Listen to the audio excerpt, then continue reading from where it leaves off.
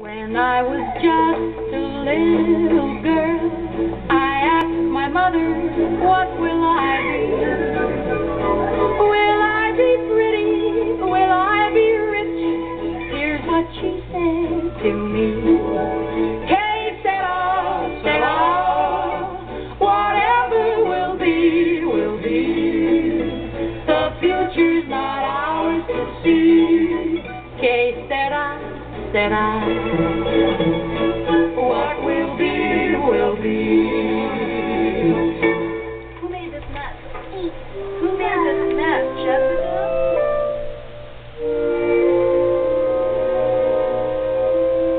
Being a mother is such a tremendous responsibility. Here you have little souls and little beings that, whatever you instill in these people are going to take root and grow. Good morning, little body, how do you do? Here are my shoulders, and what can they do? Lift up, press down, push forward, pull back, roll around so they come back on track. Good morning, little body. I love my mommy because I play with her. I love my mommy because she kisses. I love my mommy because she kisses me before I go to bed. I see an innocence in them, and I'm afraid it's going to go real quick. I think about that and I can cry. That they're going to have to trade their innocence for toughness. That they won't be able to stay children long enough.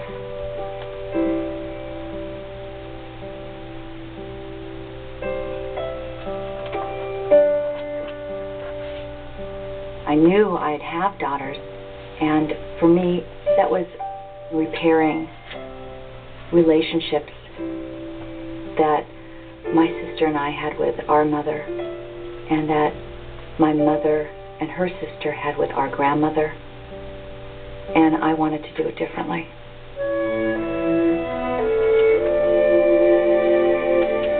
So much of who I am is because of my mother.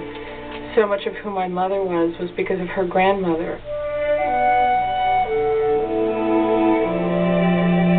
You have one childhood when you were living it yourself as a child, and then when you have children, you get to go through childhood all over again, but by watching your child experience it.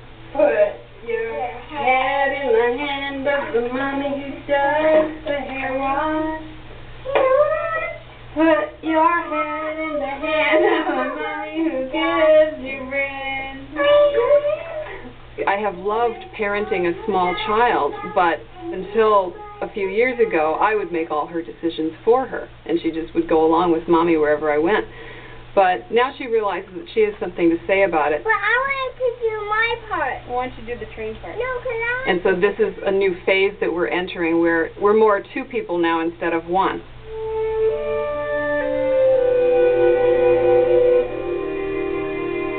Very early as a child, I felt that my mom was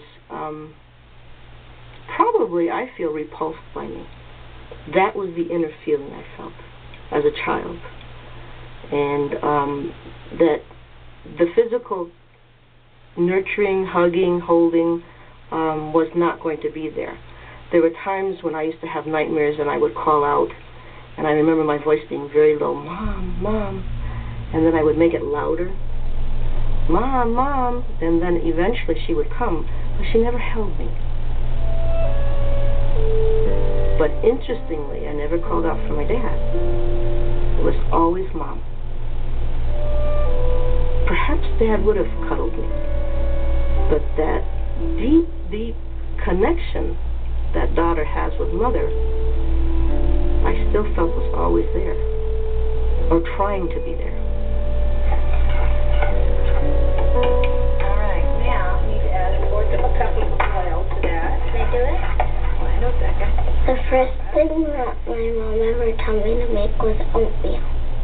When I was a little girl, I loved oatmeal, and she made it for me lots of times, and I used to help her stir it. And then one day she said, "Do you want me to teach you how to make oatmeal?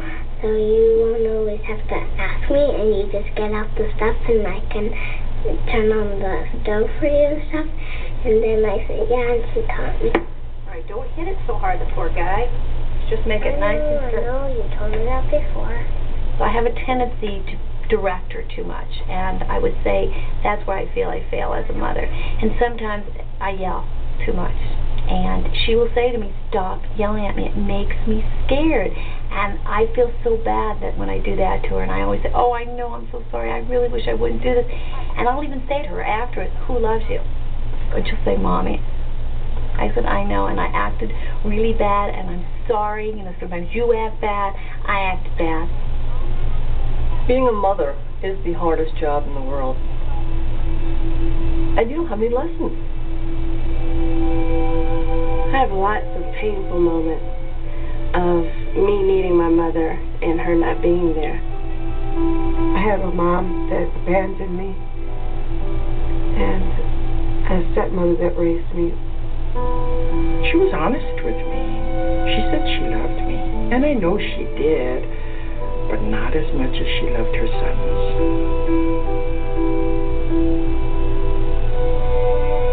The worst thing about being a mother, having fear, a lot of fear for your child.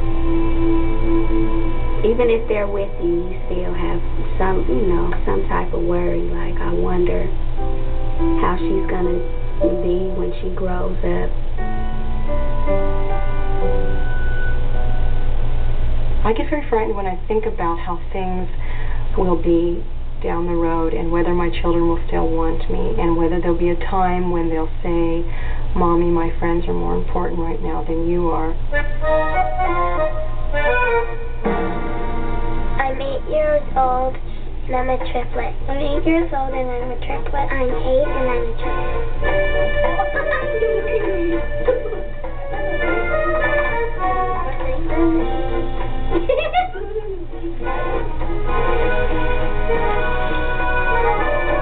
The day the girls graduated from kindergarten was very emotional for me. My friends teased me. I brought a box of Kleenex. I had 3 daughters graduating from kindergarten. I don't know what I'll do when they graduate from college.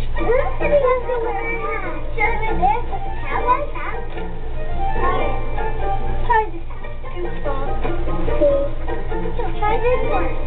It's colorful. Looks nice. I think I might wear this next. Mom's gonna be waiting. It's gotta get cold. Okay, we want 1 mint chocolate chip over here. M&M. See how silly? First you wanted this, then you wanted that, and you all ended up getting the same flavor. 1, 2, 3.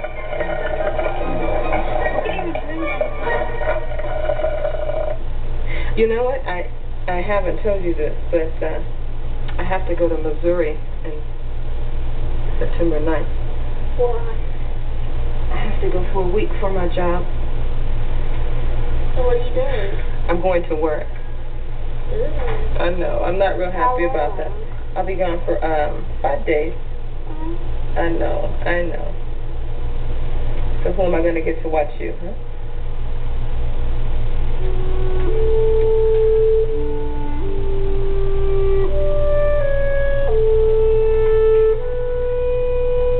My mom wakes me up, puts on her makeup, drops me off at my bus stop, and then she'll go to work.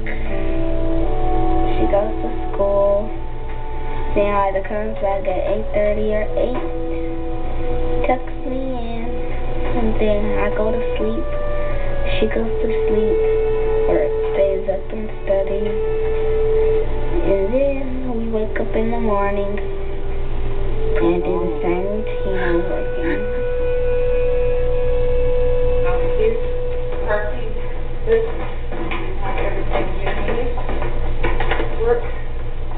A lot of times she may not like it, but I explain it to her. And it's not like I'm the kind of mother that's out there partying and doing things like that. I mean, I'm busy. You know, I'm in school. She'll even be stronger when she's older. She really will, because she'll be able to look back and say, God, I don't understand how my mom went to school full time and went to work full time and took care of me all by herself. How did she do that? My relationship with my daughter is in transition. She's growing into a person. She's really, like, almost changing before my eyes. A person told me yesterday, like, wow, I haven't seen her birthday since she was your size. She's taller than me now. We're growing. I asked her, does she have a boyfriend? She said no. But I know boys call her. And I know that she does have boys who are friends, right? But she hasn't found anyone special, which is just fine with me.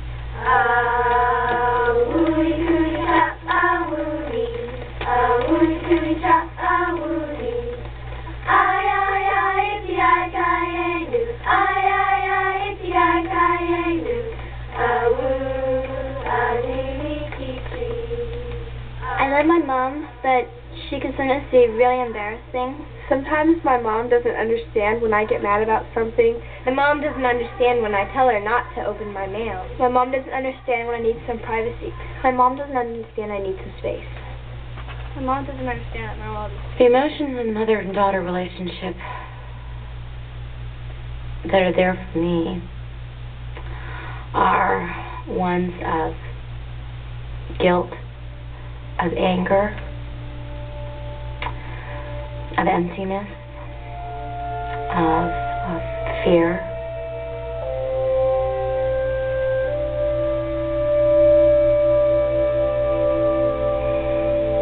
When I was about 12, I just started junior high school. It was a difficult time for me. We were very, very poor. And, of course, I was wearing secondhand clothes and hand-me-downs from my mother's friends. And around that time is when I think kids can be among the cruelest. So I felt very much an outcast and very much, not attractive. So I went to my mother one day and I asked her, I said, Mother, do you think I'm pretty? And she looked at me and she said, well, no, I don't. But David, her husband at the time, thinks that maybe someday you will be.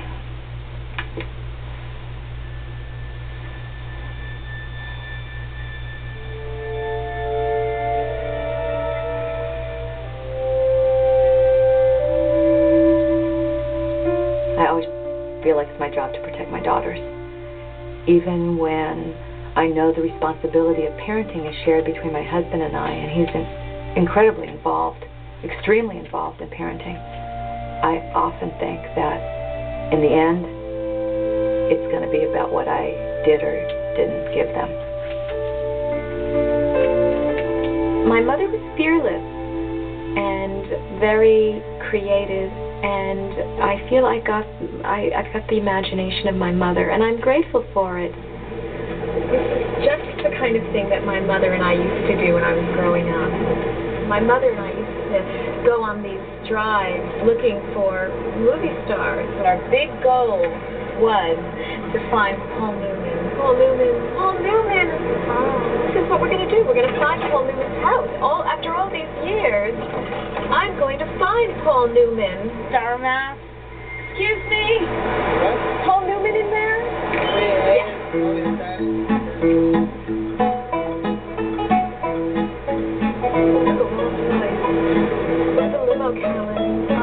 There is a movie star right there. Mom. Oh, come on. Look at movie stars right there with a baby. You think they're star actors? They're either stars or they're lawyers.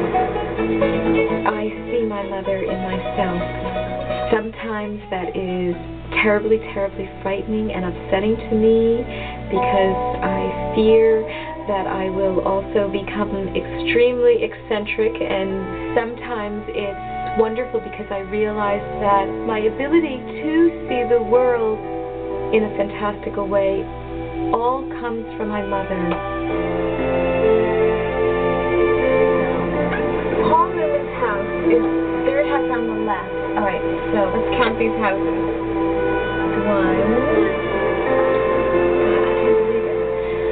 2, not this one, third, and this is his house.